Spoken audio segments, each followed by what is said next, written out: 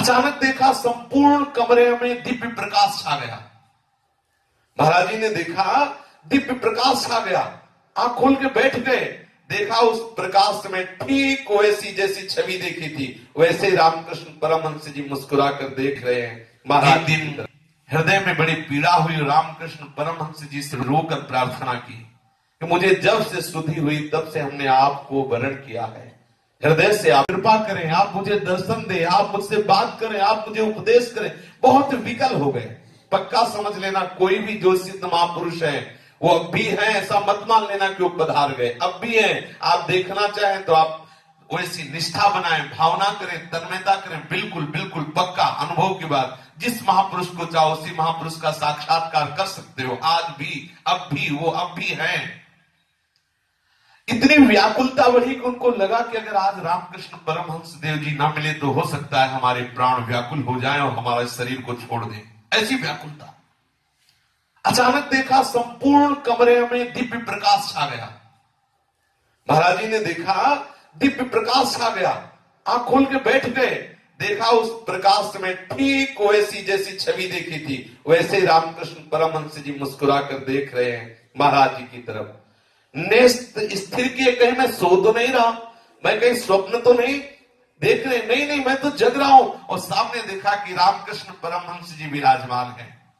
रामकृष्ण परमहंस देव जी के चरित्र का पठन करते थे, चिंतन करते थे, आकांक्षा करते थे।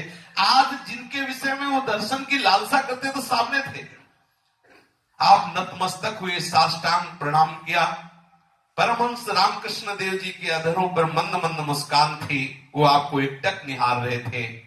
ऐसा प्रतीत हो रहा था मानो जैसे एक नवजात शिशु पर अपनी मां की कृपा दृष्टि होती है, ऐसे रामकृष्ण परमहंस देव अपने नेत्रों से भगवत कृपा रूपी वात्सल्य की वृष्टि कर रहे थे।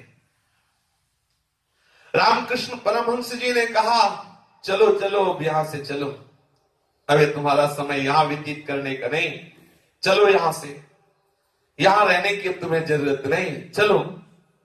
उनकी उज्ज्वल अंग कांति, वो जब मंद मंद मुस्कुराते रहते तो उनकी दंत पंक्ति से तेज निकल रहा था। उनके नेत्र ऐसा लग रहा था कि मानो कृपा की वर्षा कर रहे हैं, और मुख में अद्भुत लालिमा थी। ऐसा लग रहा था पूरे कमरे में इत्र छिड़क दिया गया है।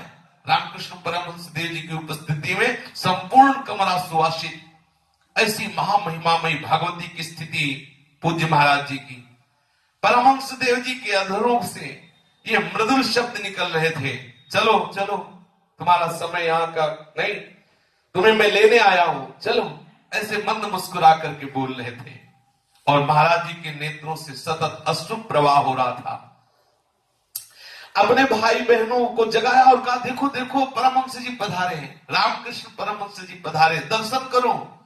बहन वेदवल्ली और राजगोपाल हड़बड़ा कर उठे तो उन्हें रामकृष्ण परमहंस नहीं दिखाई दे रहे थे, केवल सुगंध, वो सौरभ और वो कमरे में प्रकाश। वो बार बार कहते कि इतना सुंदर सुगंध आ रही, इतना सुंदर प्रकाश, कहां है परमहंस देव? बोले सामने। बोले नहीं, मुझे नहीं दिखाई दे रहे।